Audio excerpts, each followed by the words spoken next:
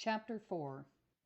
It was hard to be deprived of hunting. Now, whenever he went into the forest, the squirrels and the rabbits frisked about boldly, knowing perfectly well he had no gun in his hands.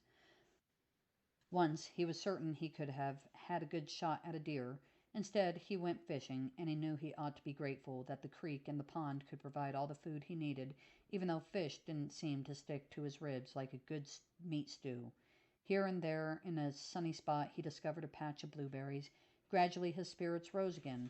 The July weather was perfect. The flies and mosquitoes were less bothersome. He began to count the days ahead instead of the ones he had notched. 2 or 3 more sticks and his family would be here. The corn was growing taller. The little hard green pumpkins were rounding out. He could wait a little longer.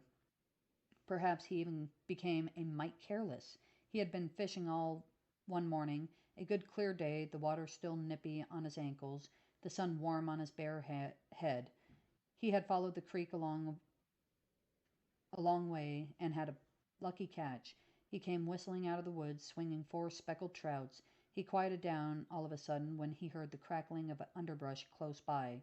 When he stopped short at sight of the cabin, the door was swinging open at a crazy angle, one hinge broken. Across the doorsill some white stuff dribbled like spilled flour. With a shout, he dropped the fish and ran. It was flour!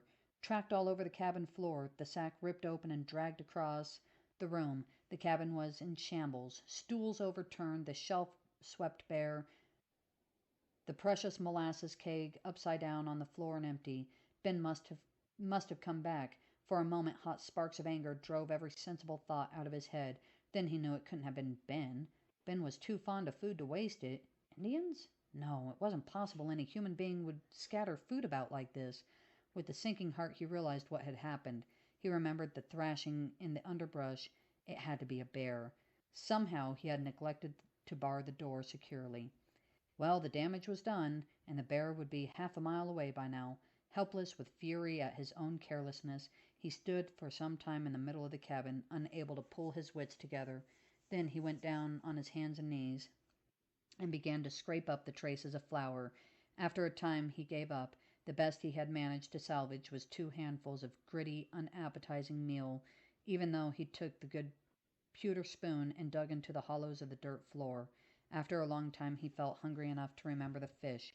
Half-heartedly he cleaned them, and blew some fire and roasted them. He found a few grains of salt left in the tin to sprinkle on them. He would have to make the best of it. He wouldn't starve as long as he had a fish line, but tomorrow he would not even have salt.